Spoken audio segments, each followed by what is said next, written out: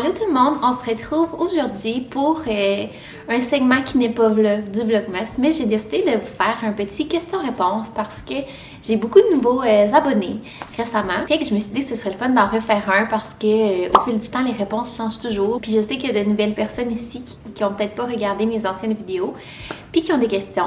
Pour les nouvelles personnes ici, dans le fond, je voulais dire aussi, je vais me présenter. Mon nom c'est Jade, j'ai 28 ans. Je travaille habituellement comme infirmière, mais là je suis en congé de maternité, puis c'est ça, j'accompagne mon chum en Ontario pour cette année-là, qui est mon congé de maternité.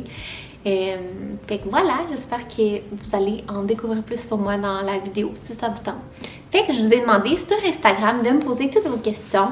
Puis, c'est ça qu'on va regarder aujourd'hui. Fait que j'ai mon téléphone. Je vais aller voir, j'avais fait des screenshots de vos questions. Premièrement, il y avait beaucoup de questions sur le fait qu'on habite en Ontario. Fait que je vais faire un résumé pour ceux qui ne savent pas pourquoi qu'on est ici. Mais dans le fond, mon chum, il fait une année d'études ici pour sa spécialité. On choisissait pas où est-ce qu'on allait. Dans le fond, lui, ça se choisit en fonction de la spécialité qu'il voulait faire. J'ai même pas dit qu'est-ce qu'il faisait.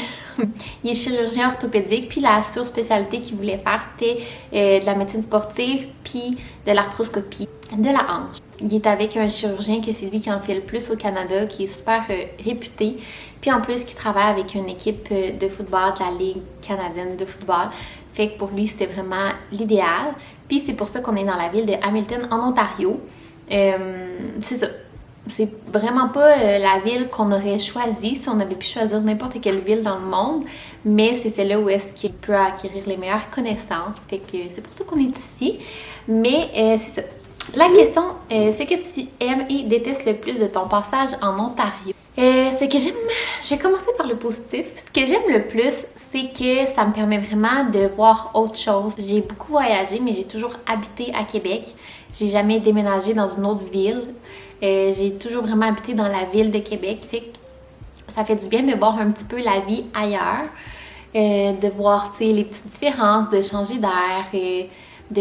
Ça nous permet aussi de voir beaucoup des alentours. On est proche de Toronto, on est proche de Niagara, on est proche des États-Unis. D'ailleurs, j'essaie de convaincre mon chum d'aller à Buffalo, magasiner au Target. Je trouve que c'est quand même vraiment une belle région en soi. Ce que j'aime le moins, c'est que la ville, c'est vraiment pas une belle ville, à mon humble opinion. C'est une ville qui est vraiment industrielle. Je trouve que c'est très gris. C'est ça. Il y a beaucoup de crimes.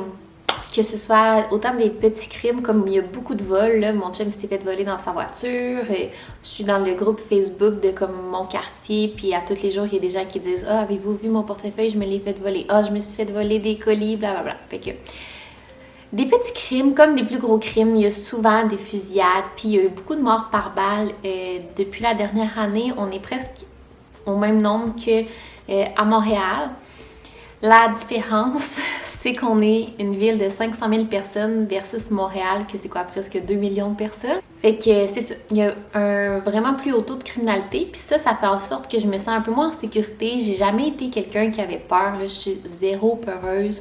Je pense que dans toute ma vie à Québec, j'ai genre jamais barré ma porte. Même, tu sais, je suis tellement pas peureuse que je suis limite insouciante là, en voyage ou peu importe. Ça m'est pas arrivé souvent de sentir que j'étais pas en sécurité, à part à quelques endroits, là, mais je trouve qu'ici, je sais pas, il y a quelque chose que je file pas dans la ville qui fait que je me sens pas tellement en sécurité ici. Puis c'est très gris, c'est très... Tu sais, en tout cas, c'est négatif hein, pour commencer, mais je vous dis la vérité, là, j'aime pas trop la ville.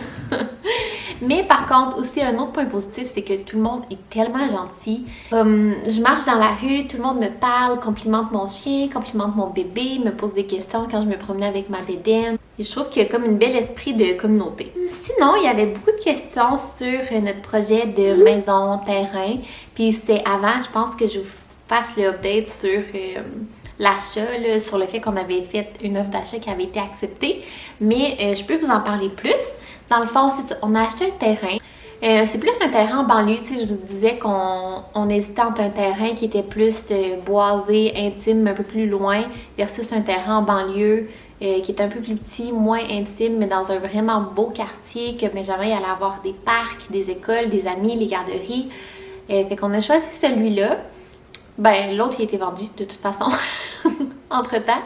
Mais de toute façon, en allant voir, on a vraiment aimé le quartier de celui-là. On est proche de plein de collègues à PO aussi, fait que ça va être le fun. Ils ont des enfants, ça va être parfait. Puis, c'est ça, on a vraiment un beau terrain. C'est quand même, tu sais, j'aurais voulu avoir un vraiment grand terrain, mais lui, je pense qu'il y a un peu plus que 13 000 pieds carrés, si je me souviens bien. Fait que, on a fait les démarches avec la notaire. On attend de passer chez le notaire. Ça devrait se faire avant le 20 décembre. On croise les doigts. D'ici là, ben, on est vraiment content, mais je me fais pas trop de faux espoirs. Là. Je sais que tout peut arriver, mais tu sais, avec la caisse, avec la ville, tout est correct. En tout cas, à moins qu'il y ait de quoi, tout devrait être réglé. Touchons du bois. Puis c'est ça. Puis pour le projet maison, ben là, on est encore dans les balbutiements. Tu sais, c'est sûr que j'ai tellement hâte là, d'être chez nous. Tu sais, on est ici, puis comme la maison est super correcte, elle est vraiment charmante et cosy. Il n'y a plus d'araignées, je n'ai pas revu. Je touche encore une fois du bois. Mais tu sais, il n'y a aucun rangement. C'est, tu sais, elle est vraiment pas pratique la maison. Fait en tout cas, à chaque fois que je dépose Benjamin pour qu'il dorme, puis que je m'en vais, j'essaie de m'en aller en toute subtilité. Les planchers craquent tellement que ça le réveille. Fait que j'ai hâte d'avoir des beaux planchers stables. Dis-nous un fait intéressant à propos de toi. Ça, c'est le genre de questions, mettons, qu'ils te disent en entrevue puis que t'as rien à répondre.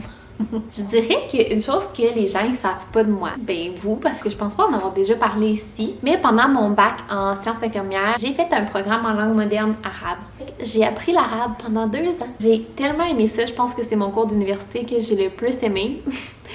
Puis pourquoi j'ai décidé de faire ça? Ben, premièrement, c'est parce que j'étais écœurée de mes cours de soins infirmières. Tu sais, j'achevais mon bac, puis je trouvais bien sincèrement, là, puis je veux pas démotiver personne d'aller à l'école, mais j'ai vraiment pas aimé mes études au complet, tout mon parcours scolaire en soins infirmiers. Je trouvais que c'était pas représentatif de la réalité, j'avais de la difficulté à aller à mes cours puis à être focus. C'est pas un environnement pour moi, l'école, puis même si j'ai fait des études universitaires puis que j'ai un bac, ça m'a vraiment pris de la motivation, pas parce que j'avais de la difficulté, au contraire, j'avais tellement de la facilité que je trouvais que ça me menait à rien. Ça a l'air vraiment tête enflée de dire ça, mais en tout cas, je trouvais que ça me menait à rien d'aller à mes cours. J'aimais vraiment mieux juste faire mes lectures par moi-même, être dans le confort de chez moi, dans un café, faire mes trucs tout seul. J'haïssais ça. Aller à l'université, j'avais aucune motivation, puis encore plus au bac, parce que je trouvais que j'apprenais pas grand-chose. Fait que pour me motiver, je me suis dit, je vais me prendre un cours comme pour me faire plaisir, si on veut. Mais moi, j'allais à l'UQAR. Puis à l'UQAR, Lévis, là, fait qu'il y avait vraiment pas beaucoup de choix de programmes puis de cours. Fait que j'ai décidé de m'inscrire à l'Université Laval en langue arabe. Puis mon ami Josua, il a accepté de s'inscrire avec moi parce qu'il y avait des cours options à prendre. Fait que dans le fond, on a fini par faire le programme au complet ensemble pendant 2 ans. Puis c'était vraiment le fun. La prof était tellement le fun. Elle s'appelle Radia. J'ai adoré ça. Puis par contre, mon arabe laisse vraiment à désirer parce que je l'ai pratiqué à peine. Quand j'étais allée au Maroc, c'est sûr qu'il y avait des mots que je comprends, puis tout ça, puis tu sais, la lecture de l'alphabet, puis l'écriture, puis tout ça, ben tu sais, ça c'est plus facile, là, parce que c'est vraiment une langue qui est phonétique. Mais bref, tout ça pour dire que j'ai vraiment aimé mes cours d'arabe.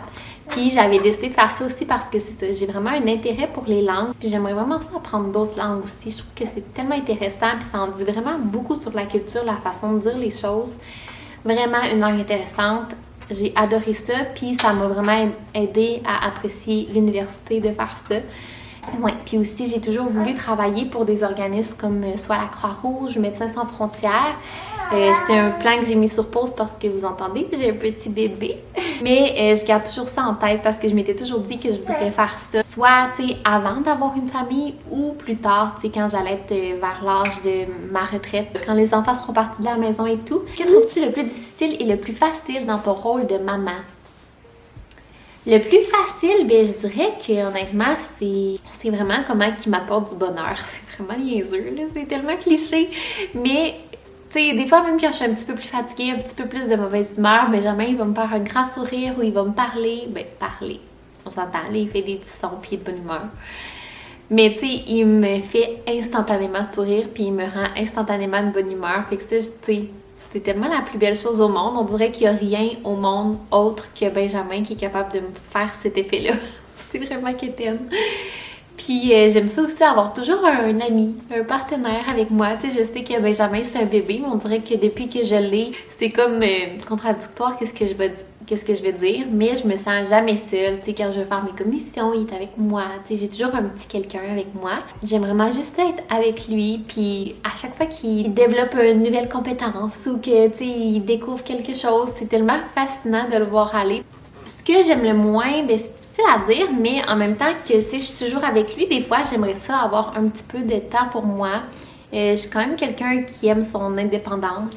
Puis là, avoir quelqu'un toujours, 24 heures sur 24 qui dépend de moi, ben je vous avouerai qu'au début, c'est vraiment difficile. Là, même que des fois, j'avais un peu de frustration envers mon chum, que lui il puisse aller à un souper dans un vignoble toute la soirée sans se soucier de rien. Mais tu sais, je sais qu'il se soucie de Benjamin, mais vous comprenez. Tandis que moi, tu sais, j'ai de la misère à aller faire des commissions au Walmart sans m'inquiéter d'arriver en retard parce que là, il va falloir qu'il mange. Puis là, si je suis pas là, ben là, il peut pas manger parce que j'allaite. Mais tu sais, ça, en même temps, c'est mon choix.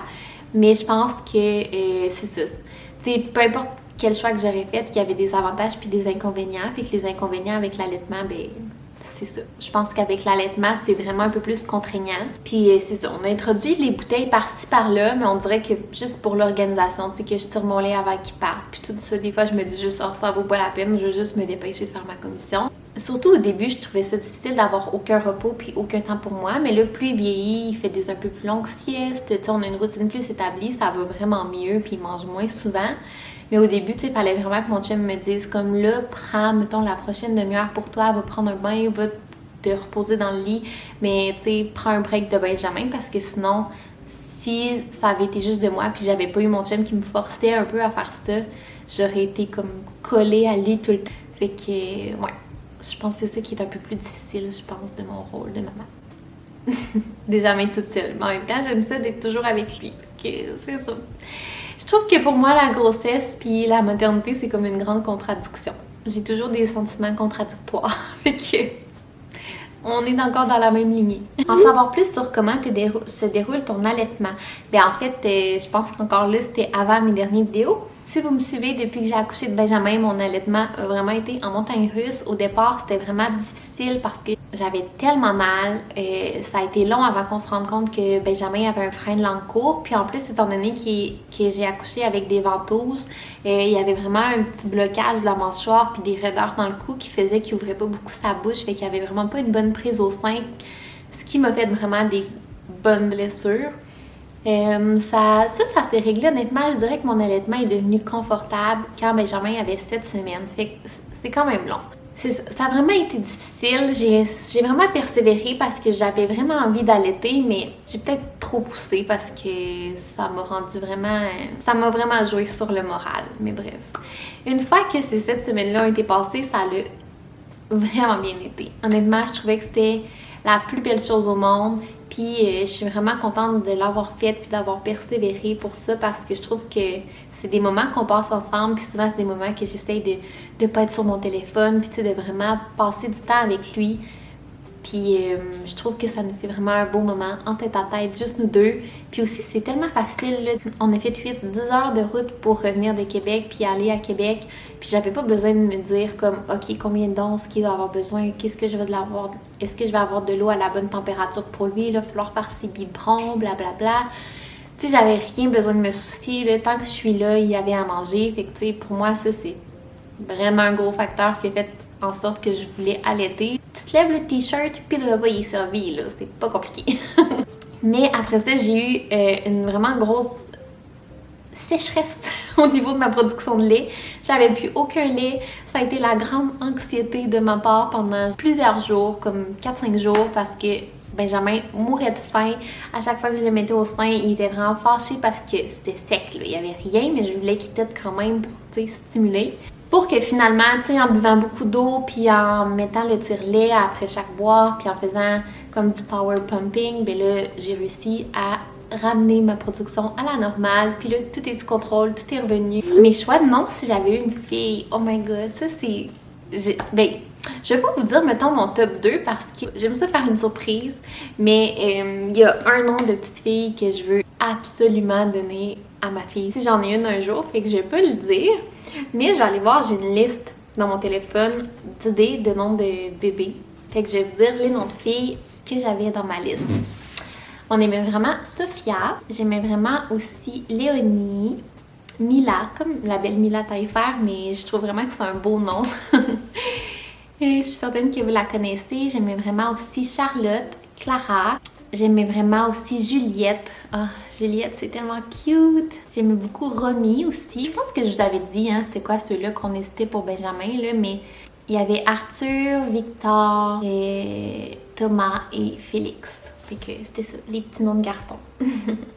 Quels sont tes meilleurs trucs pour les nuits de poussée de croissance de Benjamin? Puis ça, c'est vraiment une bonne question parce que ce qui m'a aidé, c'est de rien prendre pour acquis. Fait que quand Benjamin fait ses nuits, j'en profite, mais je prends pas ça pour acquis parce qu'il y a toujours des régressions de sommeil, des poussées de croissance, il va faire ses dailles, il va être malade. Fait que je sais qu'avec un enfant, faut pas prendre les nuits pour acquis. C'est de l'or en barre quand ils font leur nuit, mais s'ils les font pas, ils les font pas. Tu sais, c'est vraiment pas tous les enfants qui vont faire des nuits complètes avant vraiment tard, puis ils vont toujours avoir des périodes plus difficiles. Une chose que j'avais entendue, puis je me rappelle plus où est-ce que j'avais entendu ça, mais que j'ai gardé en tête depuis la naissance de Benjamin, puis qui m'a vraiment aidée, c'est juste vraiment une façon de penser, là. Puis je pense que tout part de là parce qu'il n'y a pas de miracle, là. Faut que tu te lèves, puis faut que tu nourrisses ton bébé à sa faim, c'est le même. Mais c'est de me dire que tout est vraiment temporaire, toutes les périodes, même celles qu'on trouve difficiles, on va s'en ennuyer parce que ça dure tellement pas longtemps au final. Je sais que quand il va être plus vieux, je vais m'ennuyer quand je le prenais dans mes bras la nuit pour le nourrir dans le calme. Même si j'étais tellement fatiguée, tellement fatiguée, je sais que plus tard je vais revoir ces moments-là puis je vais m'en ennuyer. Parlant du loup, il arrive de sa promenade avec papa. Les pires coups que tu as fait quand tu étais jeune. Oh my god. Moi là, j'étais vraiment pas si tannante que ça quand j'étais jeune. J'ai l'impression, en tout cas, je sais pas si j'ai une perception de mon enfance altérée, là, mais j'ai l'impression que j'étais vraiment sage. J'en ai parlé avec ma famille, justement, il y a pas longtemps, mais c'est que j'haïssais vraiment les étrangers. Comme je voulais pas parler à personne, j'avais peur du monde, puis je voulais pas que personne vienne me parler, puis j'aimais pas quand les gens me parlaient, puis me complimentaient comme je voulais rien savoir. Mais j'ai pas été vraiment tannante, là, c'était mon frère. Mon frère, il était tellement tannant. Il m'a déjà comme dessiné partout dans le visage. Il m'a déjà coupé les cheveux vraiment courts. Qu'est-ce qu'il m'a fait aussi? Un jour, ça c'était un de nos plus grands coups. J'ai été en punition longtemps pour ça. Il me gardait, là, fait que j'étais avec ses amis. Puis c'est une gang de petits gars, là, tannants. Moi, je faisais juste suivre, là, tu sais. C'était le printemps, comme la fin du printemps. Fait que, tu sais, tout est encore sec un peu, là. En tout cas, je pense, là, dans mes souvenirs, peut-être que je raconte n'importe quoi. Mais en tout cas, tout était sec, puis tu sais, il y avait des tocs. C'était peut-être l'automne. Ça me semble que c'était avant l'été. En tout cas. Et, tu sais, il y avait plein de brindilles, tout ça. Puis là, on s'amusait à faire un petit feu dans le champ, mais tout le champ a pris en feu. Genre tout le champ. Puis c'était à côté d'un quartier résidentiel. Mais tu sais, nous, on faisait juste jouer, là. Je me demande si... Tu sais, je sais même pas pourquoi on avait fait un petit feu, mais on voulait faire comme un petit feu de camp. C'est pas moi qui jouais avec le feu, là, je vous jure. J'étais juste à la mauvaise place au mauvais moment. Puis, c'est ça, fait que dans le fond, le feu, il a pris dans tout le champ. Puis là, il y a des camions de pompiers et des camions de pompiers. Puis mon père est passé dans le coin. Puis là, il s'est dit, je sais où les camions de pompiers, voir parce que c'est proche de l'école des enfants, comme. Puis là, il nous avait trouvés. Puis là, mon frère était comme, fait comme si de rien n'était. Puis, j'ai pas été capable. J'avais tellement peur, j'ai couru vers lui en pleurant. Fait qu'on a été en punitence. Mais pourquoi moi, j'ai été punie? Expliquez-moi. J'étais juste là, je faisais juste être là, mais je faisais rien de mal. La plus belle qualité chez une amie, c'est cute comme question. Je dirais vraiment l'honnêteté à 100%. Ça me fait penser à ma meilleure amie, Noémie, que vous avez déjà vue ici. On est amis depuis l'âge de 5 ans. Mais, tu sais, les gens, des fois, ils trouvent ça bizarre, notre dynamique, parce que quand il y a quelque chose qui fait pas notre affaire, on se le dit immédiatement. Là, on est un peu comme deux sœurs qui s'obstinent une fois de temps en temps. Mais moi, j'aime ça parce que, tu sais, comme ça, t'accumules pas. Tu sais, on se le dit au fur et à mesure, puis au fur et à mesure, c'est réglé. Là, des fois, pendant une petite demi-heure, on est fru, puis après ça, ça passe. J'haïs ça, les hypocrites dans la vie. Puis comme je comprends des fois que toute vérité n'est pas bonne à dire, mais j'aime pas ça des gens qui font semblant que t'es leur meilleur ami dans leur devant eux, mais que dès que t'as le dos tourné, ils disent autre chose. Avez-vous un voyage de prévu bientôt? Non. J'aimerais tellement ça vous dire oui. Comme je vous avais dit, moi, une des choses que je veux vraiment faire avec Benjamin, c'est voyager, c'est lui faire découvrir le monde. Puis pour vrai, c'est une de mes passions, là. C'est vraiment ça qui me fait sentir comme vivante, là. Et que c'est quétaine du même. J'ai vraiment hâte de pouvoir voyager. On aimerait ça s'organiser un voyage avant que mon chum commence son poste officiellement. Fait qu'après son fellow, avant qu'il commence à travailler. Fait que je sais pas quand est-ce qu'on va pouvoir faire ça. Sinon, il va peut-être prendre des semaines pendant qu'il est encore ici pour qu'on puisse aller en voyage. J'aimerais vraiment aller en Europe. Notre voyage qu'on était censé faire, comme notre dernier voyage de couple, on voulait que ce soit le Portugal. On avait choisi cette destination-là parce que avec le Zika, c'était une des destinations sécuritaires. On n'a pas pu y aller, puis on dirait que j'ai jamais pu me sortir le Portugal de la tête. Fait que j'aimerais vraiment ça y aller. Je sais que c'est une destination super populaire, mais je pense que c'est quelque part qui se voyagerait sûrement vraiment bien avec un bébé. Puis moi, ça fait vraiment longtemps que je suis pas allée en Europe, puis j'ai le goût d'y aller. Sinon, ben je sais que mon chum, il y a un congrès prévu à Glasgow en 2022. Mais c'est à Glasgow qu'il m'a dit. Je sais pas. Mais j'aimerais vraiment ça y aller avec lui. C'est sûr que je vais m'inviter à tous ces congrès. Raconte-nous une péripétie de voyage que tu as vécue.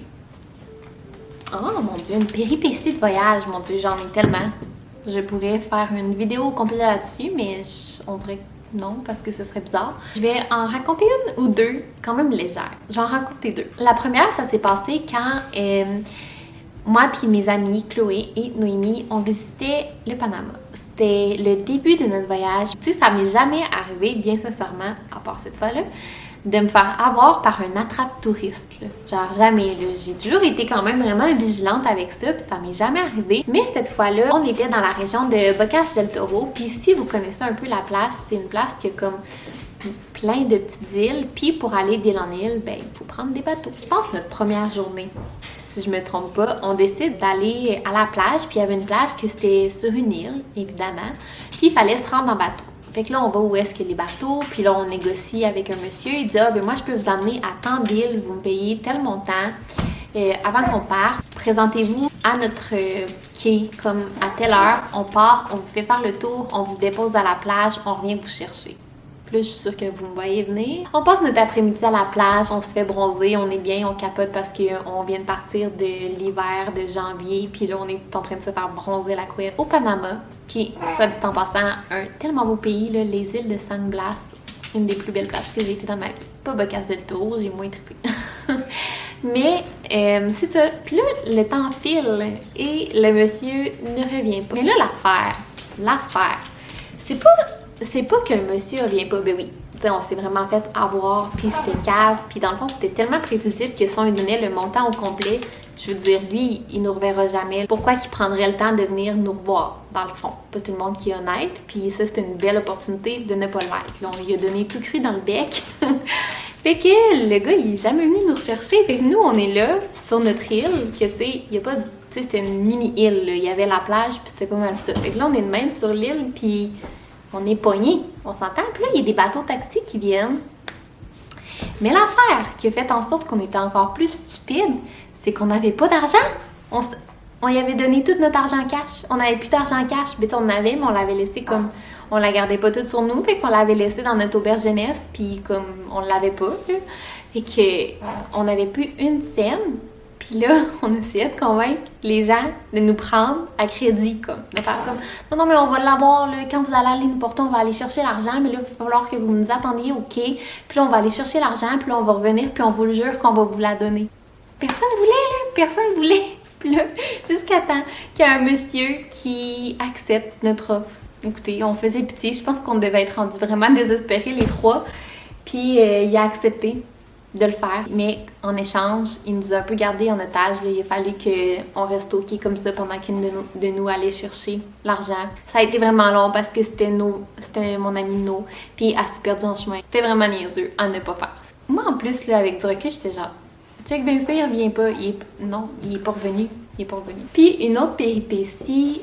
Un jour, 3 de mes amis puis moi, on était en Europe en voyage, puis on était à ce moment-là à Rome, mais on n'était pas dans la ville de Rome, on avait choisi comme une place, comme à une demi-heure de train de Rome, puis c'était sur le bord de la plage, puis on prenait le train là, pour aller dans la ville. Bref, on était comme dans une espèce de camping, mais c'était comme toutes des cabanes. On s'est dit, bon, on va faire notre lavage, tu sais, là, il est temps qu'on lave notre linge. Fait que là, on décide de faire notre lavage. Puis là, pour moi, c'était, puis mon amie Catherine, c'était jour de lavage de maillot de bain et de sous-vêtements. Puis on avait une belle corde à linge, fait qu'on s'est dit, on va tout accrocher ça là. Puis là, c'est le soir. Puis on entend comme du bruit, comme de l'extérieur. Fait que là, on va voir. On voit des gens comme qui partent à courir. On s'était fait voler tous nos sous-vêtements puis tous nos maillots de bain par un groupe d'écoliers allemands. Genre. Tu parles d'une affaire poche à te faire voler. Là, j'avais plus de sous-vêtements, j'avais plus de maillot de bain, puis comme on était en Italie, fait qu'on commençait comme notre voyage vers la partie comme plus chaude de l'Europe. Puis il a fallu qu'on passe une partie de notre séjour à Rome à magasiner des bobettes. Aucun plaisir. En tout cas, c'est pas une petite anecdote très grave, c'est juste un peu drôle. Fait que voilà, c'est tout pour la vidéo. J'espère que ça vous a aidé à connaître un peu plus de choses sur moi. Et si jamais vous avez d'autres questions, n'hésitez pas à me les poser. Et j'espère que vous avez aimé ça, puis on se revoit demain. Bye!